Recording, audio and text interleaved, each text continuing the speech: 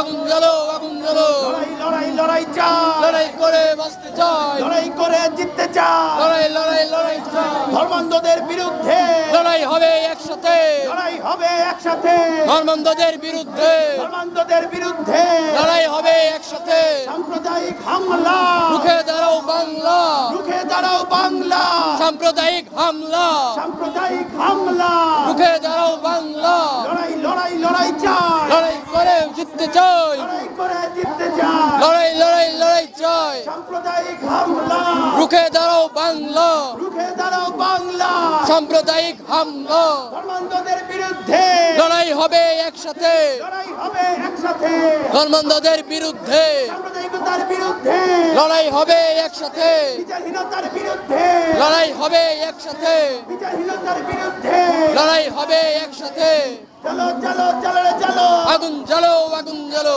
এসো ভাই এসো বোন, গড়ে তুলি আন্দোলন, করে তুলি আন্দোলন, এসো ভাই এসো বোন, সাম্প্রদায়িকতার বিরুদ্ধে লড়াই হবে একসাথে, করে তুলি আন্দোলন, সাম্প্রদায়িকতার বিরুদ্ধে সাম্প্রদায়িকতার বিরুদ্ধে, গড়ে তুলি আন্দোলন, বিচারহীনতার বিরুদ্ধে, গড়ে তুলি আন্দোলন, ধর্মান্ধহীনতার বিরুদ্ধে, গড়ে তুলি আন্দোলন, চলো চলো চলো রে চলো, আগুন জ্বালো আগুন জ্বালো, আগুন জ্বালো আগুন জ্বালো, চলো চলো আগুন জ্বালো। রাষ্ট্রই নাগরিক অধিকার সংরক্ষণ করতে পারছে না। আমরা দেখেছি প্রশাসন কিভাবে নীরব। রাষ্ট্রই বিভাজনগুলো তৈরি করে, এই যে মুসলিম, হিন্দু, খ্রিস্টান, আদিবাসী, বাঙালি, এই বিভাজনগুলো একমাত্র তৈরি করে তার লুটপাট রেজিমটাকে টিকিয়ে রাখার জন্য। কারণ যখনই আমরা ঐক্যবদ্ধ হব তখনই সেই রাষ্ট্র, সেই অগণতান্ত্রিক রাষ্ট্র, বিনা ভোটে রাতে নির্বাচন হওয়া সরকার টিকবে না।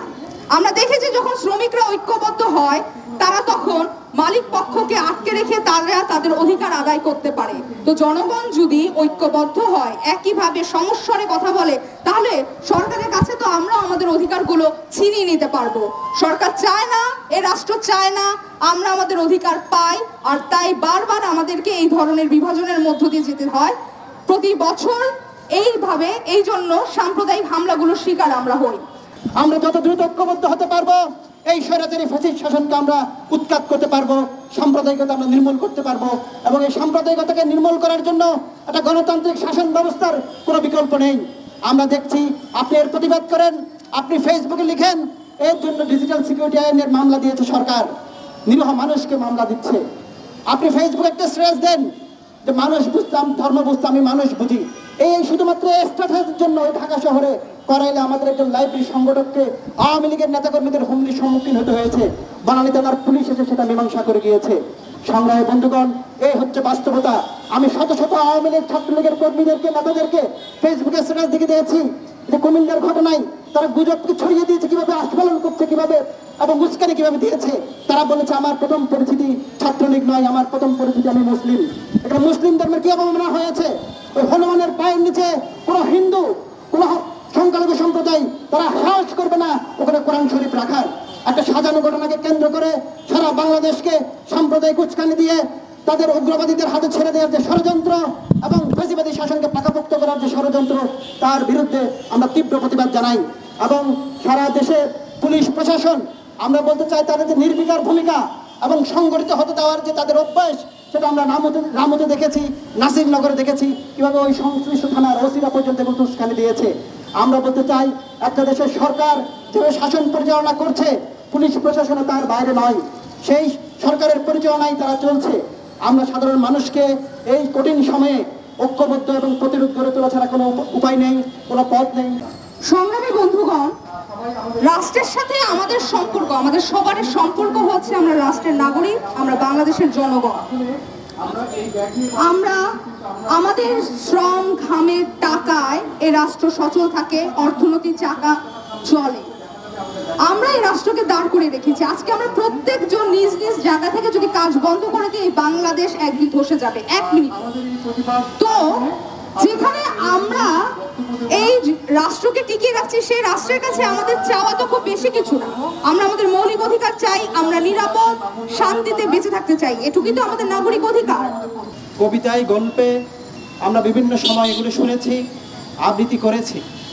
কিন্তু আজকের এই নতুন যে বাস্তবতা আমাদের সামনে হাজির হয়েছে, আপনারা দেখেছেন প্রথম দুর্গাপূজার শুরুর দিকে আমরা একটা দুটো জেলার নাম শুনেছি হামলায়, কিন্তু ধীরে ধীরে দশমী শেষ হওয়ার পরে আমরা দেখছি সারা দেশে কিভাবে করে সাম্প্রদায়িক হামলা হয়েছে। আমরা শুধুমাত্র একটা সাম্প্রদায়িক হামলা বলে থামতে চাই না, আমরা বলতে চাই আজকের এই বাংলাদেশ দীর্ঘ যে ফ্যাসিবাদী শাসন চলছে এবং জনগণের মনে যে সাম্প্রদায়িকতার বিষ বাষ্প অতি সযতনে লালন পালন করে ক্ষমতায় টিকে আছে আওয়ামী লীগ সরকার। এবং এই আওয়ামী লীগ সরকার মানুষের চোখে ধুলো দিচ্ছে। তারা মুক্তিযুদ্ধের চেতনার কথা বলছে, বাংলাদেশের স্বাধীনতার 50 বছর উদযাপন করছে।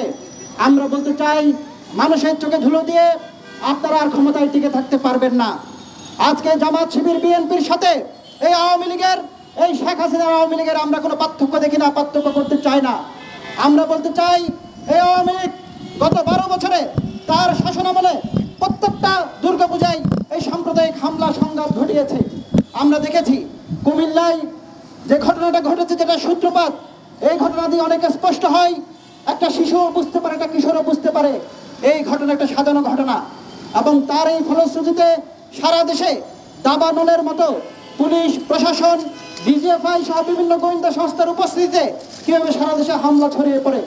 আমরা দেখেছি বাংলাদেশের প্রত্যন্ত চর অঞ্চল নয়, ঢাকা চট্টগ্রামের মতো বিভিন্ন গুরুত্বপূর্ণ জেলা সদরগুলোতে পুলিশের উপস্থিতিতে কীভাবে জ্যামশন হলে হামলা হয়েছে আমরা দেখেছি মানুষের শহরের প্রাণ কেন্দ্রে।